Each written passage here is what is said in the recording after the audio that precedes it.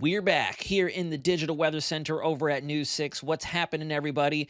Watching the 4th of July weekend very closely, we still have that area of interest, and National Hurricane Center has finally started to nudge the probabilities, the chances of formation in the upward direction. And I don't think we're quite done there.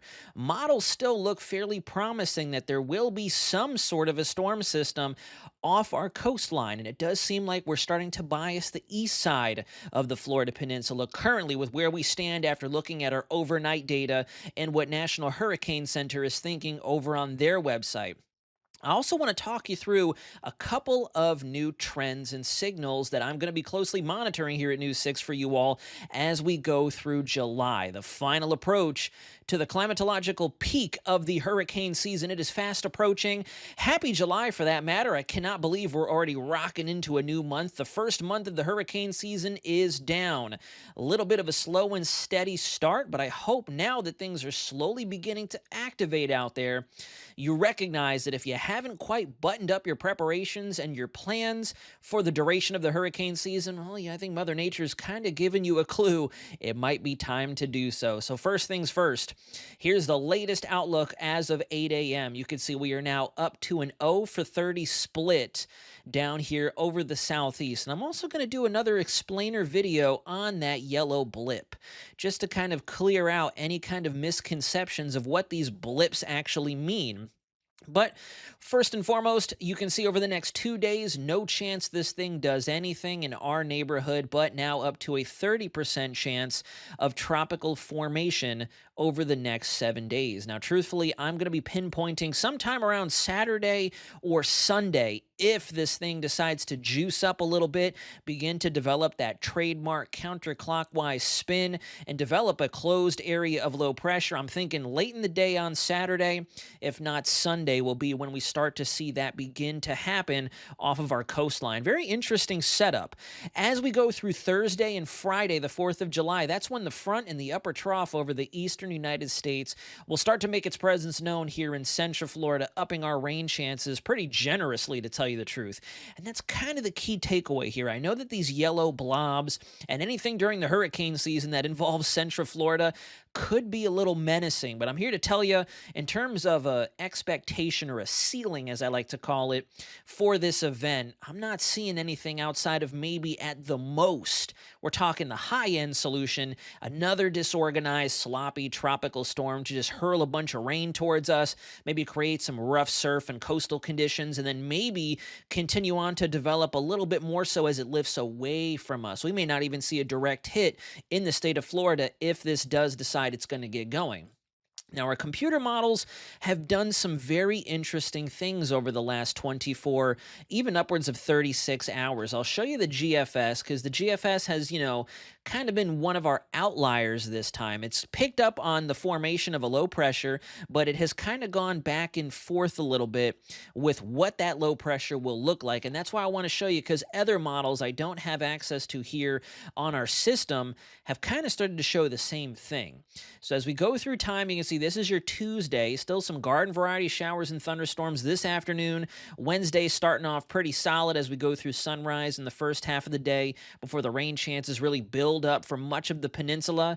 And then by Thursday, watch what happens along the southeast coast into the Big Bend area and through us here in the Orlando metro area. See how we start to go underneath just an enormous blob, a large swath of rainfall starting in the eastern Gulf, pushing all the way up towards the Cape Hatteras area. That is that front finally joining us here in the Sunshine State, kind of taking away the sunshine, if you will. That's when things get a little interesting.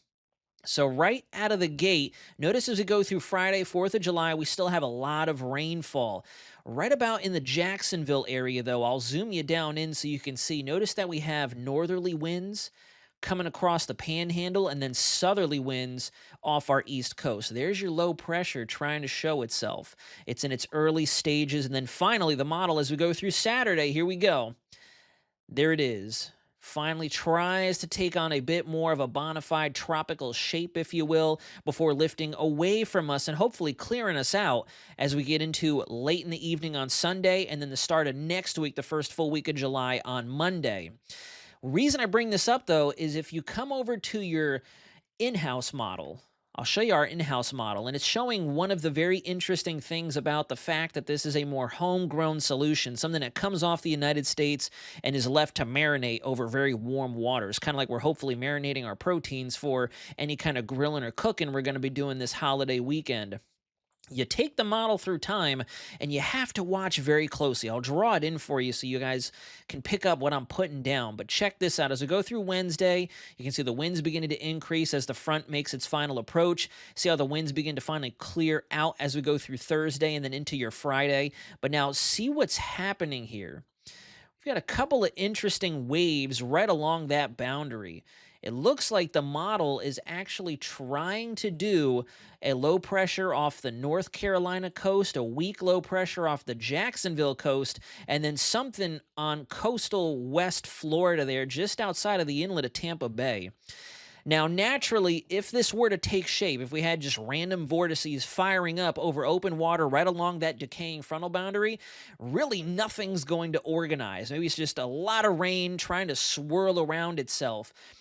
What happens here is the environment has to kind of go into a bit of a battle. You're going to have dueling entities trying to take advantage of all those ingredients necessary to form something more consolidated and more tightly wrapped up. If we have multiple vortices, one to the northeast, one off our east coast, and another weak wave off our west coast, you're going to be in such a crisis, atmospherically speaking, nothing's really going to get its act together. It's like trying to dance on a crowded dance floor. You're just not going to quite bust a move as appropriately as you'd want if you had the floor all to yourself. If you come on over to our tropical probabilities, I love this overlay more than any of them because it's a nice and neat color coding of where it is we got to watch for possible development. And this has also been something that's popping up over the last 24 hours. Notice that there's actually two distinct blips now, one off our southeast coast and then another in the greater subtropical Atlantic. So it makes me wonder if National Hurricane Center is going to plop out another yellow blob or one of those yellow areas of interest closer to Bermuda, staying far away from us. This will have no impact on our weather, but I do find it interesting that we have a couple of waves out there moving through the pattern that are trying to find these sweet spots, kind of like Tropical Storm Andrea did about 2 weeks ago. And then on top of that, let me clear the ink, turn the telestrator off. I'm also noticing for the month of July, the greater main development region in the Atlantic is slowly but surely starting to perk up out there.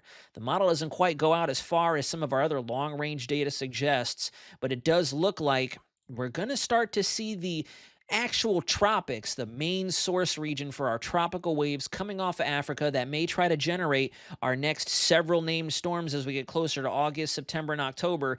We're starting to see that waking up a little bit. I wrote an article over on clickorlando.com. Hopefully you're watching through that article right now, kind of describing what it is I'm going to continue to monitor through the month of July. July, I do wholeheartedly believe, is going to tell us everything we need to know just about when it comes to the peak of the hurricane season. The El Nino, La Nina, Southern Oscillation out there, we're going to stay in that neutral phase, not biasing a La Nina or an El Nino out in the tropical Pacific. The main development region of the tropical Atlantic from West Africa all the way to the Lesser Antilles and just beyond that has continued to see some warming. And it doesn't look like we're done warming quite yet. We're kind of gearing up. The chess pieces in the Atlantic are slowly getting into position for the climatological peak of the season. So please stick with us, folks. Thank you so much for watching today, and I hope that your July is off to an awesome start so far.